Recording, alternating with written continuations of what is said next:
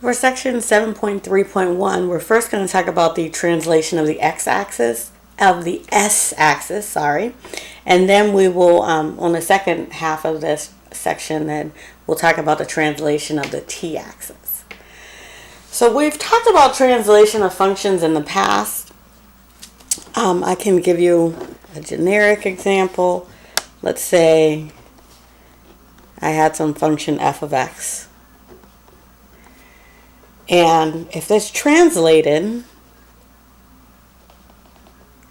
it's just going to move over that many units. So now it becomes f of x minus a. Or in our case, we're going to be talking about f of s and f of s minus a. The more probably generic one that you've seen in the past is if I had this function as just x squared, and if I wanted to take this whole vertex and shift it 5 units to the right, my a is going to be 5. So this is going to be x minus 5 squared. So it's always shifting in the opposite direction of whatever the sign is. And we're going to be translating and taking Laplace transforms of these different functions. So our first translational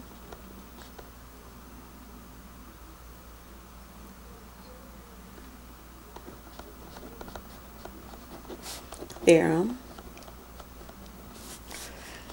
is if I take a Laplace of f of t, we've talked about we're going to get f of x, and a is a real number. Like in my example, my a would have been 5. We have to have a product. This e to the at times some function f of t. And when we built out the Laplace, we had all those different functions, 1 or t to the n or sine or sinh or cosine. So it's going to be one of those functions. And that e to the at denotes a shift.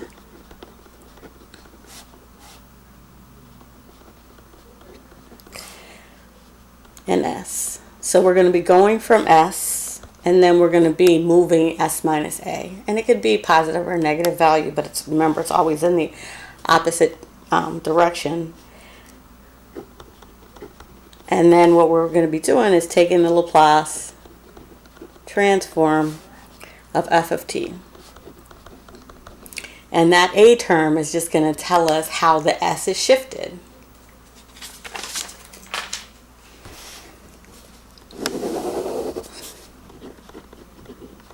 So steps to apply the theorem.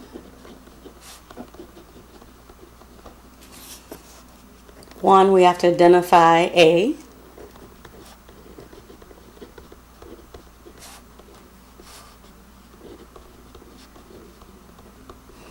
And we get that from e to the at. And then s is going to be shifted or translated from s to s minus a.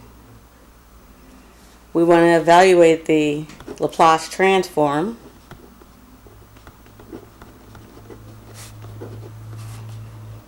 Of f of t, those basic functions that we have.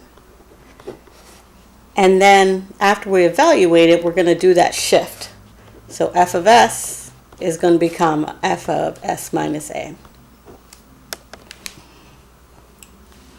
So those are the 3 steps, and then after we talk about just taking the Laplace of these terms, then we'll talk about the inverse as well.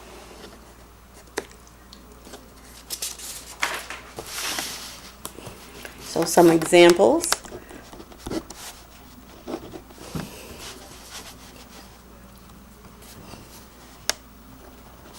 I'm going to take the Laplace of e to the negative 7t times t to the 10th. So I need to identify a couple of things. If it's e to the negative 7t, then our a is equal to a negative 7. My f of t is t to the 10th.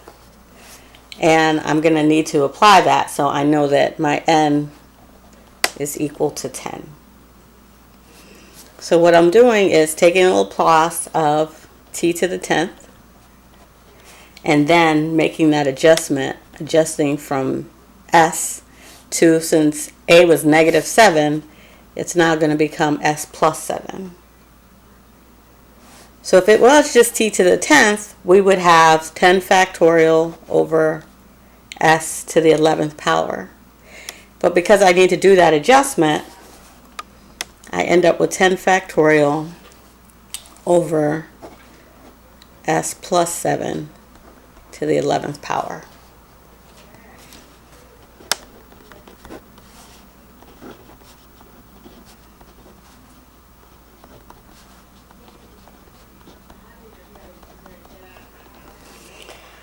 All right, our next example, I have the Laplace of e to the 2t. I put at because that's what a is. Laplace of e to the 2t times cosine of 4t. So my a is equal to 2. My f of t function is cosine 4t, where my k is equal to 4. So if I was just looking at the Laplace of cosine 4t, then we know that the Laplace for cosine is s over s squared plus k squared. So that alone would be s over s squared plus 16. Then I want to do that translation. So since a is positive 2, I need to take s and move it to s minus 2. And I need to do that for the numerator and denominator. So I end up with s minus 2 over s minus 2 squared plus 16.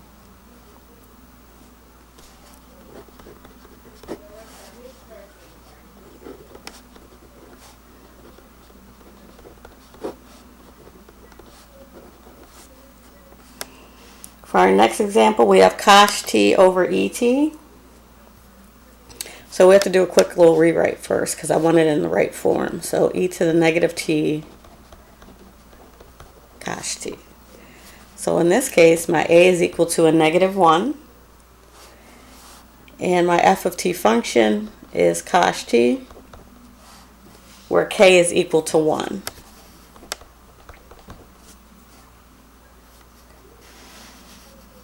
So normally for cos, it is s over s squared minus k squared.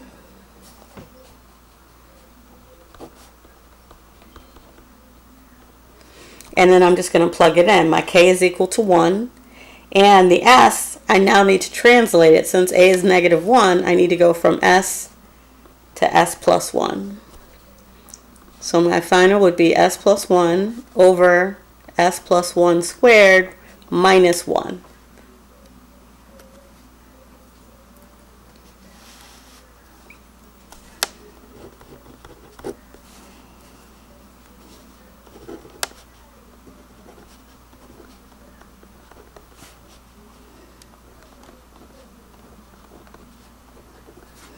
All right, I have e to the negative 3t sine of 2t.